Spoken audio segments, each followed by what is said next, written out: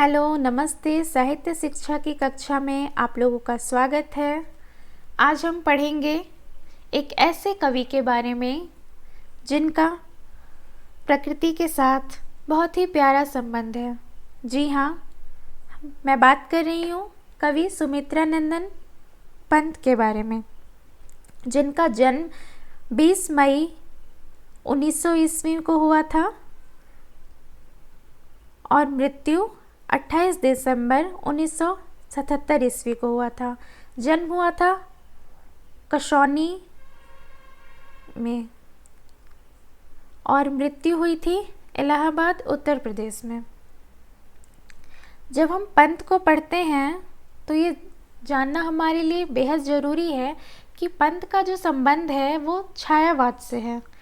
वो छायावाद के प्रमुख 4 स्तंभों में एक स्तंभ है। पंत का प्रकृति के साथ अविच्छिन्न संबंध है, एक ऐसा संबंध जिसको हम शब्दों में बयान नहीं कर सकते। अब जब हम आगे पढ़ेंगे तो धीरे धीरे जानेंगे कि प्रकृति के साथ पंत का कैसा संबंध है, उन्हें प्रकृति के सुकुमार कवि क्यों कहा गया है और उन्होंने प्रकृति के किन रूपों का किस तरह चित्रण किया है। तो आइए कक्षा शुरू करते हैं।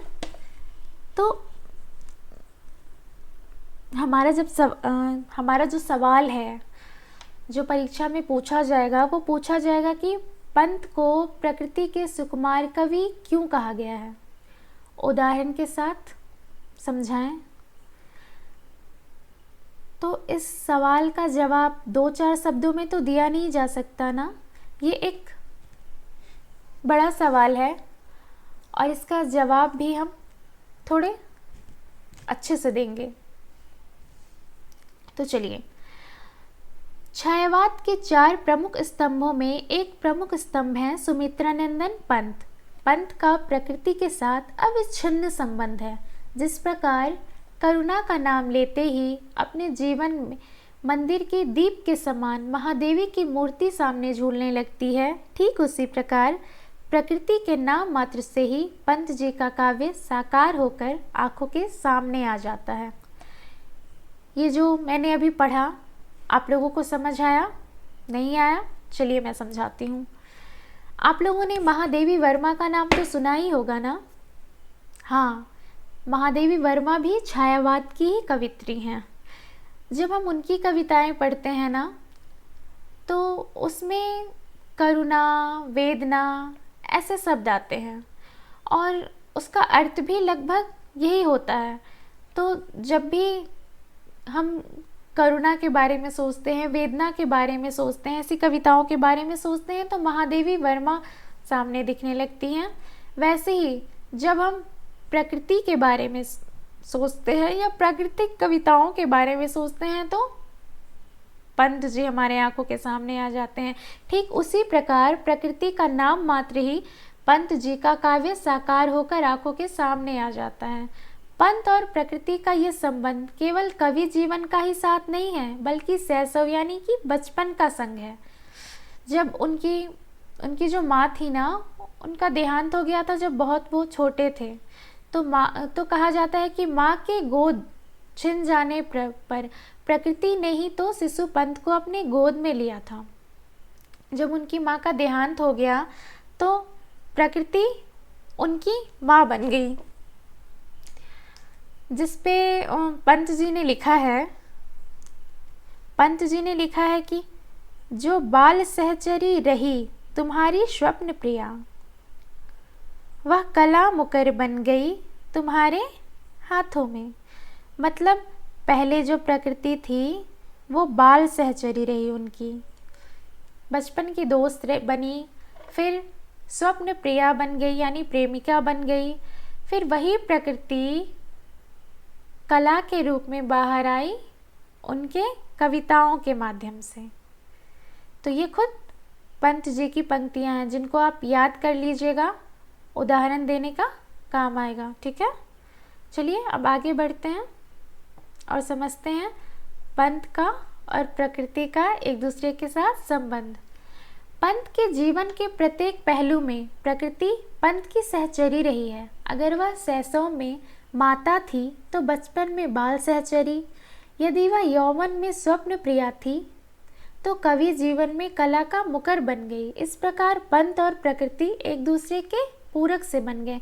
मैं जिस बात को अभी आप लोगों को समझाई वही बात यहाँ ठीक से लिखी गई है कि सबसे पहले वो जब बहुत छोटे थे तो वो प्रकृति माता के रूप में थी, फिर उनकी बाल सहचरी अर्थात मित्र बन गई, उसके बाद उनकी प्रेमिका भी प्रकृति ही बनी, और जब कवि जीवन में आए तो उनकी कविता करने की प्रेरणा भी प्रकृति ही थी। पंत की काव्य प्रेरणाओं में प्रकृति एक प्रमुखतम प्रेरणा है। स्वयं कवि पंत ने भी इसे इन शब्दों में स्वीकार किया है। स्वयं कवि पंत लिखते हैं कि कविता करने की प्रेरणा मुझे सबसे पहले प्रकृति निरीक्षण से मिला, जिसका श्रेय मेरी जन्मभूमि कुर्मांचल प्रदेश को है। मैंने बताया था ना आप लोगों को कि उनका जन्म हुआ है कुर्मांचल प्रदेश में, पहाड़ों के बीच। तो जो व्यक्ति पहाड़ों के बीच जन्म लेगा उसको वो तो प्रकृति के बीच हुआ ना, तो प्रकृति के बीच रहने से उसका प्रकृति के साथ संबंध सामान्य लोगों से अलग होगा, जैसे पंत जी का है।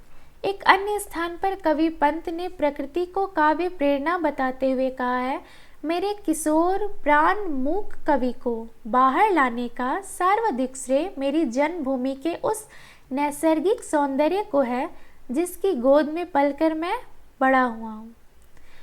तो उनका जो किशोर प्राण मूक कवि था, यानी उनका जो किशोर मन था, जो चुप था, जो कविताएं नहीं करता था, वो कविताएं कैसे करने लगा?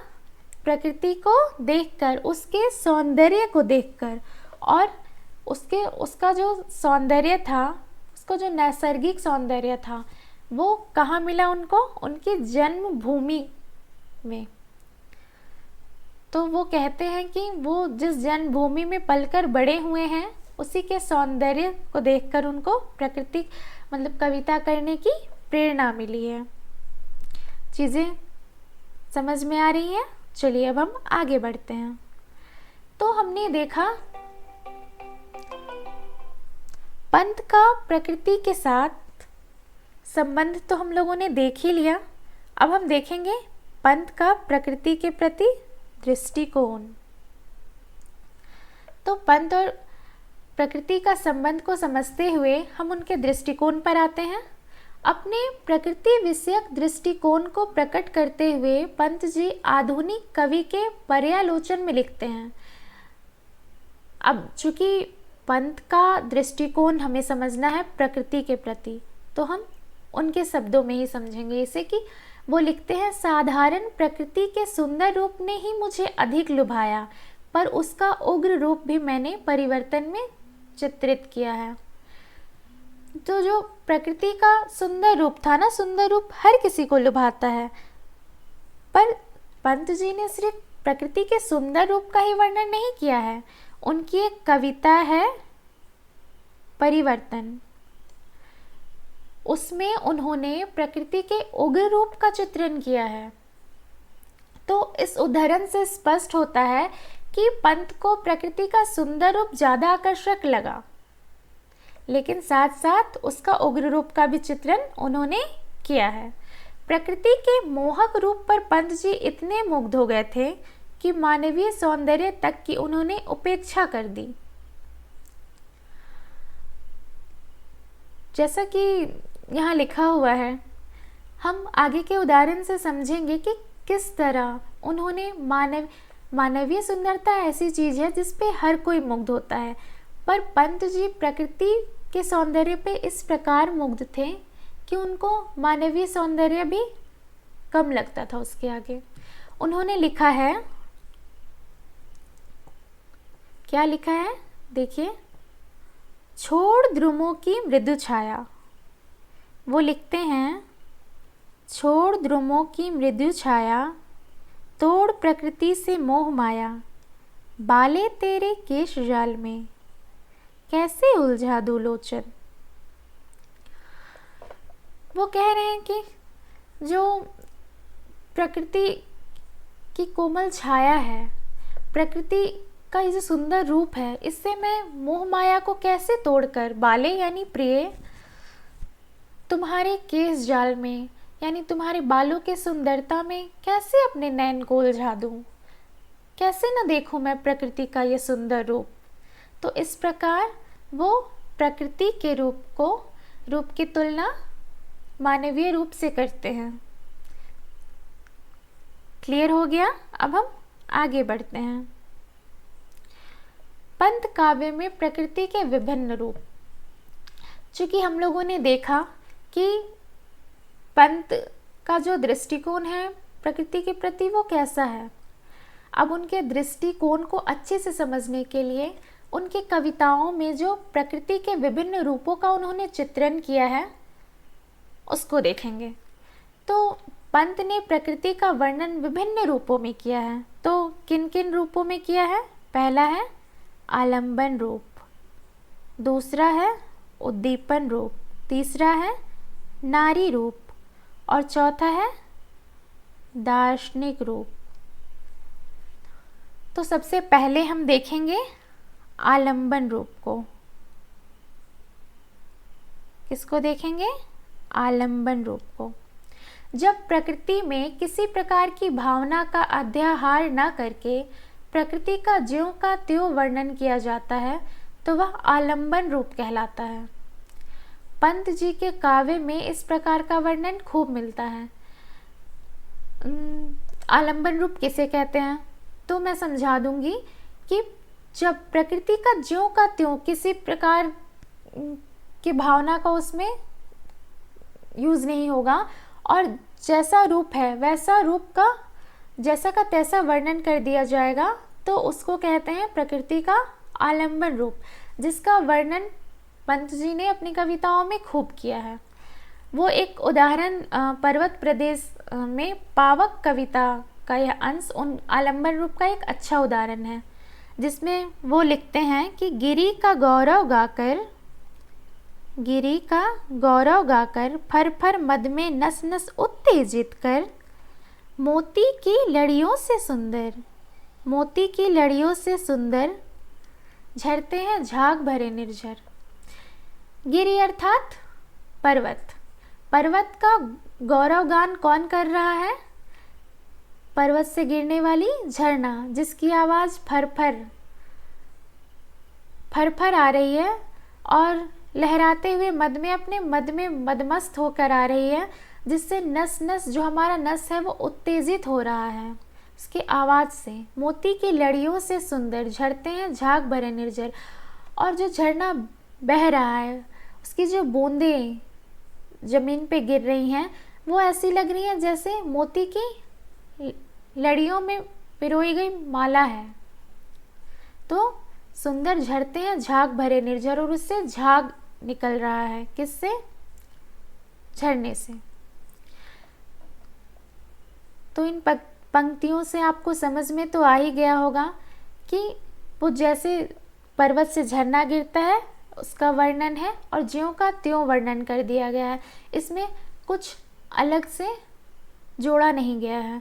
तो ये है पंत के प्रकृति के विभिन्न रूपों में पहला रूप आलंबन रूप।